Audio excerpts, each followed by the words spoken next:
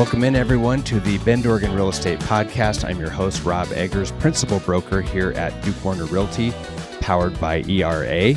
Over 24 years experience selling real estate here in Bend. And I am joined by my business partner, Katrina Swisher, today.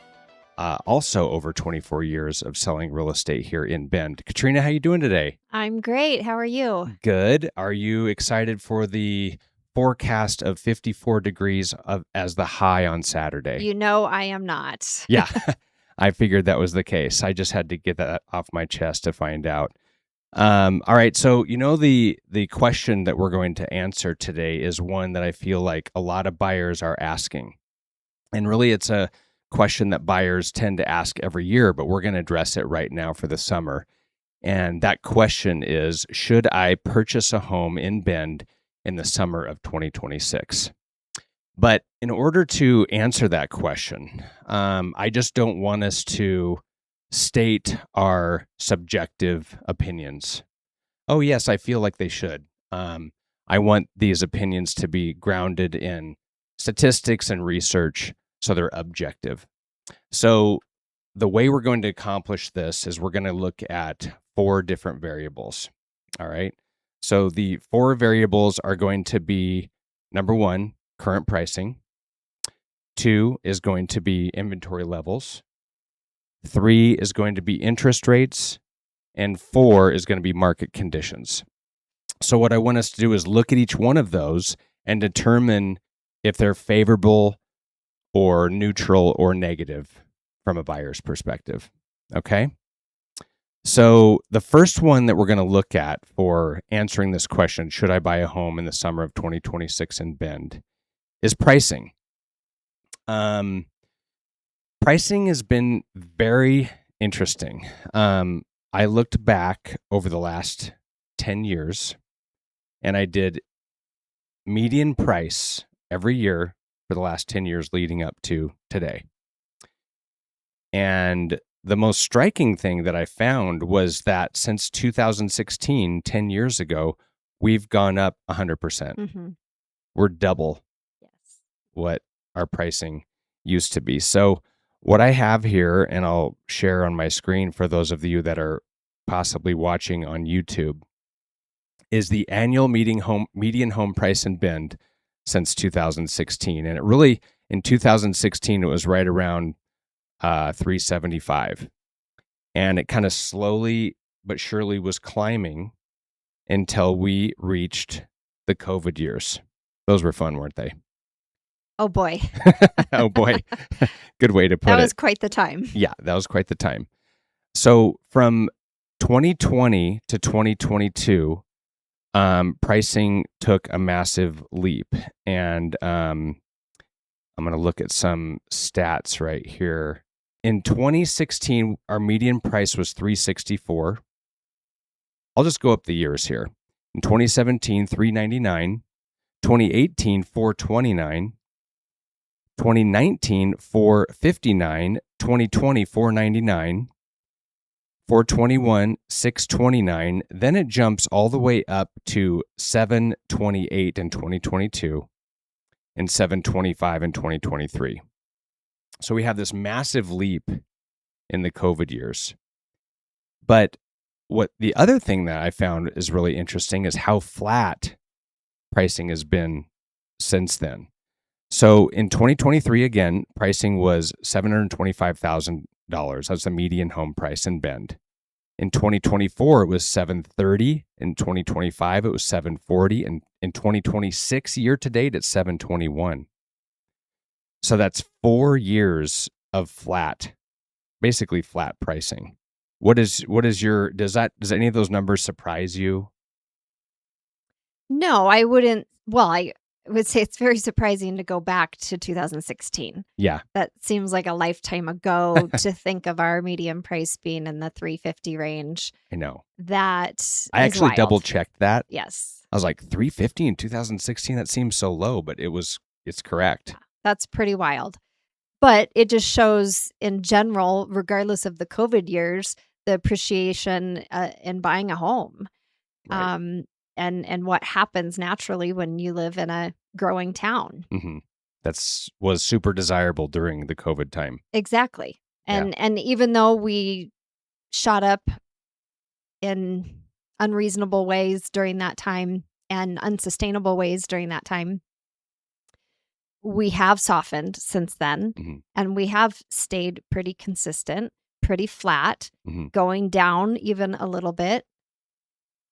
And so, I mean, I think in general, showing that for 4 years consistently or going on 4 years, that's pretty healthy and stable. Yeah. So I think from a buyer's perspective, looking at the last 4 years, is pricing rising, stabilized, or declining? And really, if anything, I would have to say it's just kind of stabilized. I would agree. Yeah, for 4 years, that's a long period of time. Mhm. Um, so it's almost kind of a neutral as far as a buyer's perspective, like if this is a good thing or not. From my perspective, I'd love to hear your opinion, but I think it's kind of neutral because um, you're not competing with pricing going crazy and getting out of control, which is a good thing. But then if you bought a home 4 years ago, you haven't really gained a lot of equity either. Very true. You haven't gained a lot of equity, but you have the stability of you still own a home. You're not throwing away your money to rent, Yep. and it will, given history, continue to go up in time. Yeah. Yep. So the other thing to look at with pricing is today, and I think it's a good question to ask, are buyers getting discounts? Meaning, are they having to pay full price? Is it super competitive? Are they even going over asking price, or are they able to negotiate a little bit? What's your thoughts on that?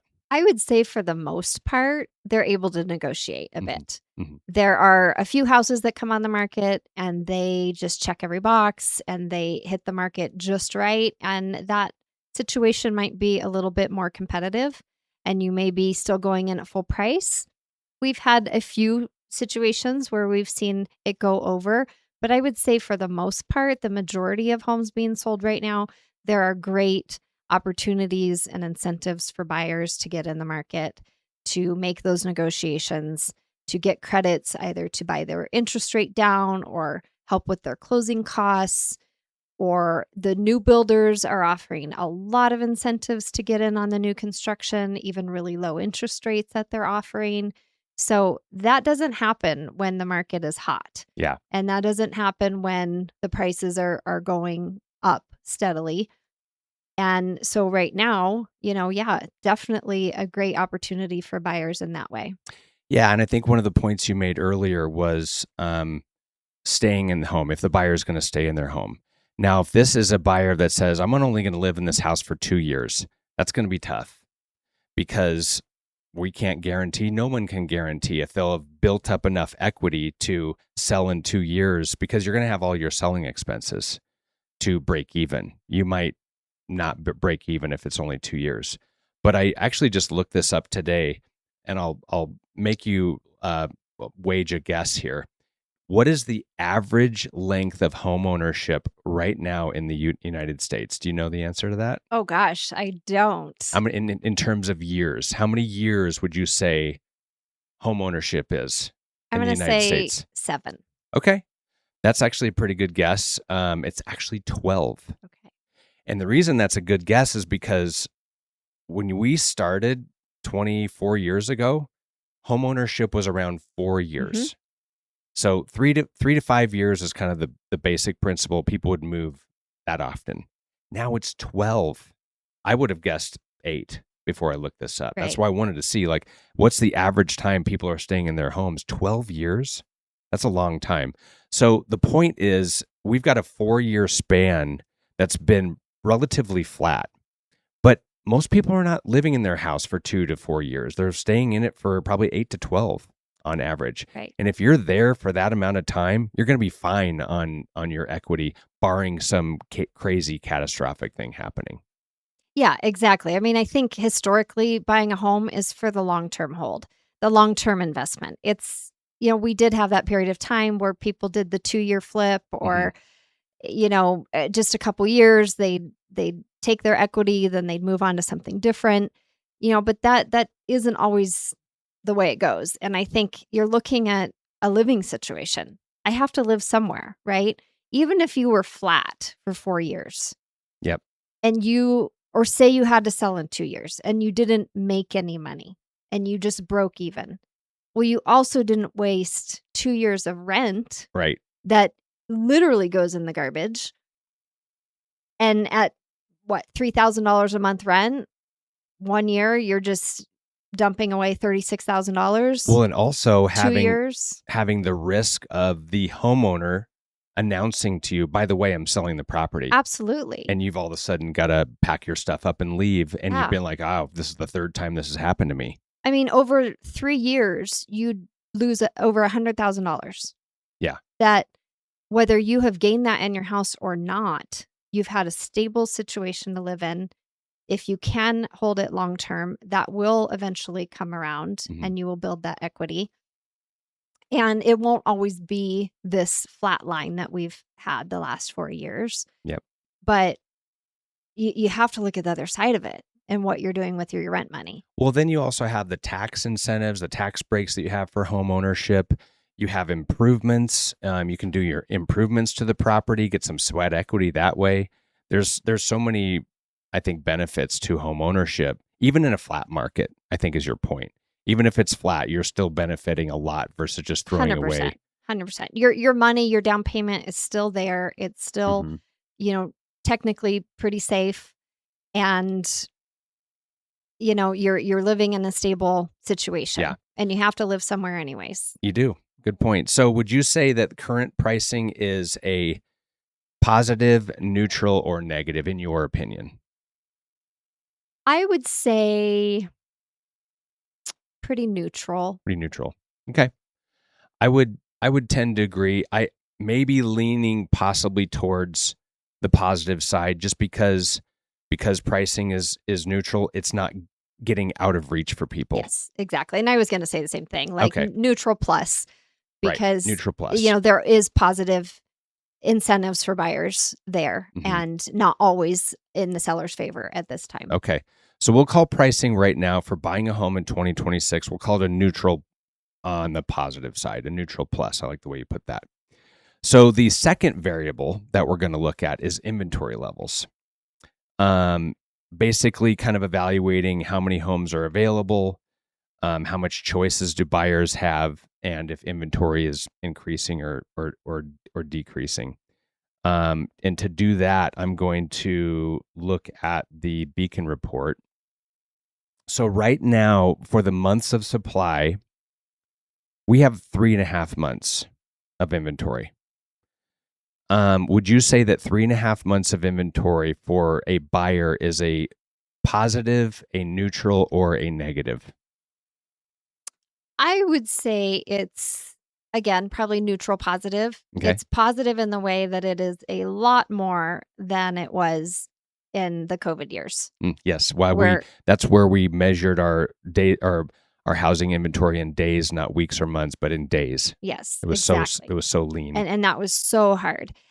Historically, this is still considered low inventory, but it just does feel like a lot more choices in general because we came out of such a low inventory time. When you say historically, how far back are you thinking in your mind? Well, gosh, we've been in this inventory level besides the COVID years for what, since 2012? Yeah, since the end of the great housing crisis, the recession. Right. So I think if you're looking at that, that's, over 10 years, pushing 15 years, 3 months of inventory has been about our average, wouldn't you say? Right. So average, over our that time, normal. our normal. That anything higher, it starts to get like, okay, well, that's it, favorable for buyers when there's more. But I would say this is a healthy level to be working with. So that's why you say it's a neutral positive. I get you. I was going to say it's a positive just because I think our most recent crazy experience was the COVID market, where it was so competitive and you couldn't even negotiate. You couldn't negotiate price at all. The only way you could negotiate price is to go up. You'd have to throw out home inspections, you'd have to throw out appraisals, you'd have to give the seller 6 months possession free after closing just to get the property. Totally. So it feels like a breath of fresh air to have 3.5 months of inventory where you can fairly negotiate a property. So that's why I was going to say positive, but it's still not 6 months of inventory where buyers are truly in control. Mhm. I think if you have 6 months of inventory, it's a true buyer's market. Buyers can really come in with lower offers, and they can do that to a degree right now, but they're not, you're not really getting away with low ball offers right Exactly. now. And when you do, I mean, there's graphs that we see for that seller and buyer market, and we are really hovering on that line Mhm. where it's neutral. It's not more in the seller's favor, not necessarily more in the buyer's favor. It's still case by case. Mhm.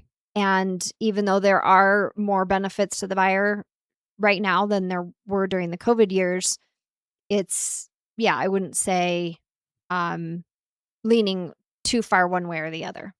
Yeah. I think that's a good way to put it. So overall for inventory levels, you would call it a neutral positive. And I guess I'm kind of saying the same thing because I was going to say slightly positive. So I'll stick with that. So slightly positive, neutral positive again. And I'd say with our buyers that we've had, it's been positive, right? Mhm. Those buyers have choices. Yes. So overall, when we're out showing property to our buyers, there's things for them to choose from. Yeah, it's true. Like during the COVID years, it was literally wait on the sidelines, watch your email, wait for that notification to come through that a new listing came in your price range, and it was a race. Mhm. It was a race to get there first. It was a race to make the first offer. We're calling the agent saying, what does the seller want to see? We're throwing out all the normal things in a sale agreement to try to make the offer as attractive as possible. We're not doing any of that, No. which And is so buyers can nice. take a little more time. Yeah, buyers can take time. They can, if they see something on day one, if they love it, yes, they can write an offer, but they're usually don't have the proverbial gun to the head saying, okay, I got to feel like I have to buy this today. They can maybe think about it overnight, which is kind Yes. of refreshing. Yes. All right. So for the next variable, we're going to look at interest rates, which is a biggie for buyers. And what we'll do is we'll look at the recent interest rates on here. So what I've got pulled up is a website that I use pretty regularly. It's called Mortgage News Daily, and it just gives interest rates like an average, a national average, and it posts them. And I've got a little chart here that charts them from July of 21. So if you think about July of 21, that's the summer in the middle of COVID. What would you guess interest rates were? They were just under 3. Oh my gosh, 2.93%. Well done. You must have looked at this prior to that. That Well, was I impressive. bought a house shortly after the summer of Okay, so 21. So, there you go. Perfect. At that point, starting in really December, end of 21, very beginning of 22 is when we started to see the interest rate climb. So in January of 22, they were already at 3.56. mhm. So a half percentage up. By the time we got to, if I can make it stop right there, October of that year, October of 22, 7.3. Oh, That's crazy. I didn't expect that. I That was that is thinking that happened in 23, but I guess it was fall of 22. Yeah, so January of 22, 3.5%. By October of that same year, 7.5. Talk about Yes. putting the brakes on the Yes. market. Well, I remember specifically that happening. I had listings that went on in August, and by October, we were pretty dead in the water. Dead in the water. Yeah, that was a tough time. Talk about sticker shock. Buyers are like, wait a minute, my friends bought a year ago and they got 2%. Now I have to pay 7. What? So then from there, from 22 all the way to today, they've been bouncing along that 7 to 8 to 6 range. And I've got right here pulled up October 18th of 23. 8%. Yes. So they reached that 8% mark. And we're like, this is so bad. This is so going the wrong direction. From there, really, interest rates have slowly come down. They've bounced up and down quite a bit. But if you look at what they were this year at the beginning of the year in February, so February 23rd, 2026, 6%, Mhm. 5.99 For a minute. for 1 minute, probably 45 seconds actually. They got below 5 for 45 seconds and then they went back up. And so today, according to this website, they're showing at 6.55%. So, would you say that interest rates for buyers buying in the summer of 2026 is a negative, a neutral, or a positive? I wanna lean negative, but I also could say we're neutral negative Okay. because they are better than they've been for 3 Yes. years. Mm-hmm. They are going in the right direction, slowly but surely, Mm-hmm. and statistically in history, they're pretty average, even like we've talked about, maybe below average, long-term history. Yeah. So So you've just named like three positive things, but you said they were negative to neutral. well, I think our mindset is immediately negative based off of The last, what we had. well, yes, which is basically our real estate career. Yes. 25 years, we've had low interest rates. Well, not really. In 2005, 6, and 7, during the big boom of that time, interest rates were in the high 5s and 6s. They were in the fives, I think. But even that's better than where we're at. But then right after that, I think that's actually what also fueled some of the home buying during 5 and 6. Wasn't it the low interest rates that kind of came on at that point? Or Possibly, that's a long time ago to remember, that is, but they haven't always been 3%, and I just think that we have to get out of the mindset that we're going to see that again anytime soon, yeah. I if mean, ever. they were lowered to the 3% range for sure, basically during the great housing crisis. I think to try to get the housing market moving again. So during that time, interest rates went down into the threes, the fours, sometimes in the Mhm, twos, and then they stayed there for the better part of 10 years. mhm. So that's where everyone kind of got adjusted to this. Oh, I'm going to pay 3% interest rates, and then as we just saw, they bounced up a lot. But right now at 6.5%, I would have to say it's a positive. um, because of where we have been in recent history. Like I said, just what was it in October of 23? We were at 8%, so that's huge. Most of 2024, we were in the sevens. 2025, we were in the high sixes. So to be at 6.5 today for the past 3 years, I think is good. It is. It's actually a positive thing. So yes, it's hard to stomach when all your friends say, "Oh, we bought in 2017 and our interest rates were 2.9 or whatever." We just can't compete with that. But that's just not reality anymore. It's not, and we can't sit and wait for that, and, on the positive side also, the interest rates are keeping prices level. Hmm. They've brought prices down some. Look at what happened with 3% interest rates. True. Prices went up Crazy. every year, doubled, like you said, since 2016, Yep. probably doubled, over the years prior to that. Led to a lot of unaffordability. Absolutely. I mean, you're not gonna have both. We're Hmm. not gonna have stable prices, favorable conditions for a buyer, and low interest rates at the same time. Hmm. And so in that way, it's a stable rate. It's better than it's been in 3 years, and prices are remaining stable and level as well because of it. Okay. So do you still maintain that you're still a negative to a neutral? I guess I would kind of switch back to maybe I'll just stay in the neutral zone. Neutral? Okay. And I'm gonna say more positive just because of the recent history last 3 years. So there we have that. So the last variable that we're looking at is overall market conditions. So we're looking at like general buyer activity, seller activity, inventory levels, days on the market, negotiating leverage, what that kind of feels like from a buyer's perspective. What would you say the market conditions are? They negative, neutral, or positive for a buyer right now with market conditions? Positive. Okay, tell me why.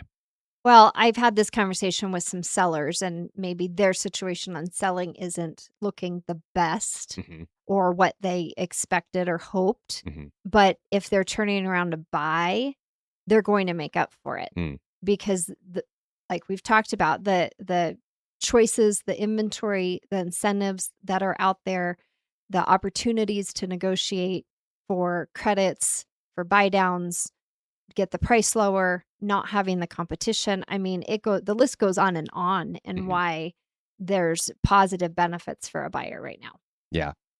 Yeah, I like that. I think that's a good point where you're talking to a seller and it's like, okay, you might feel like you're getting beat up a little bit on the selling side because things are tough. You're having to maybe do some price reductions or get lower than what you expected, but hopefully you can make up for that on the other side.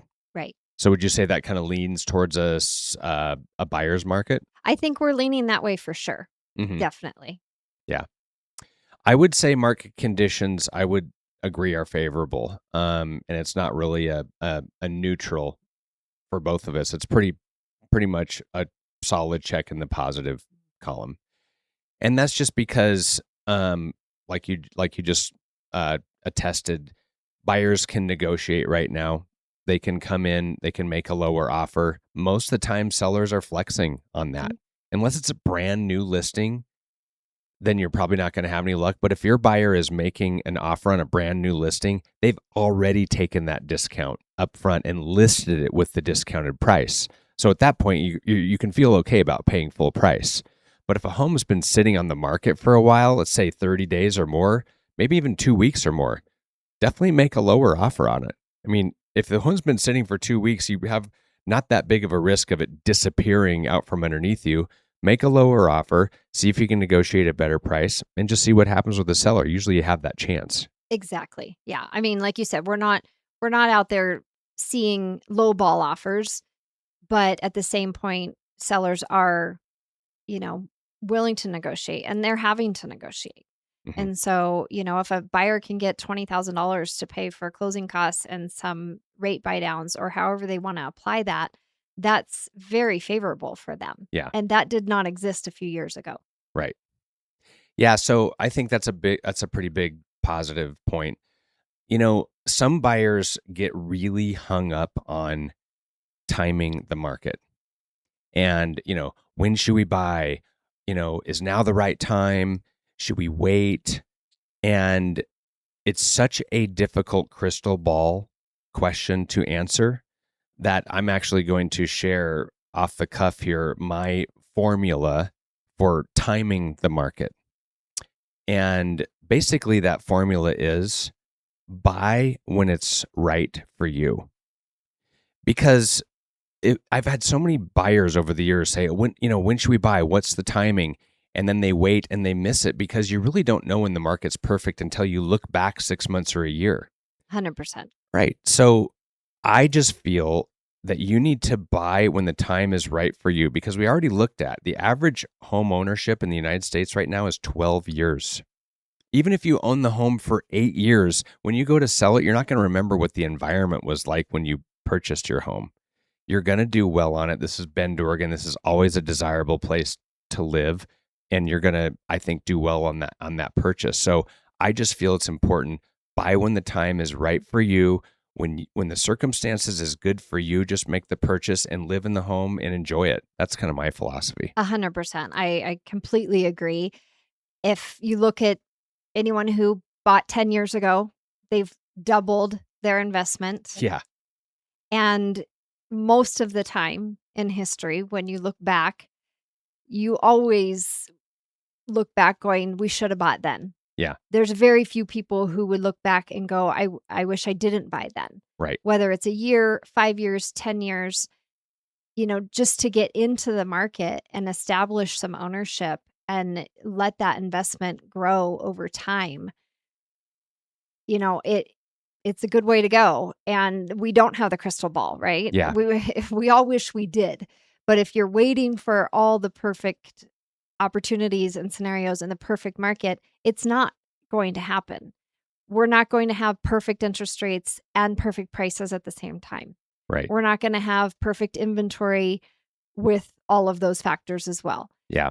There's just no perfect scenario, and there's no way to time it. If you're waiting for a bubble and a burst and a crash, Good luck. we're almost 20 years from when that happened. Mm. Almost 20 years. That's insane. That's true.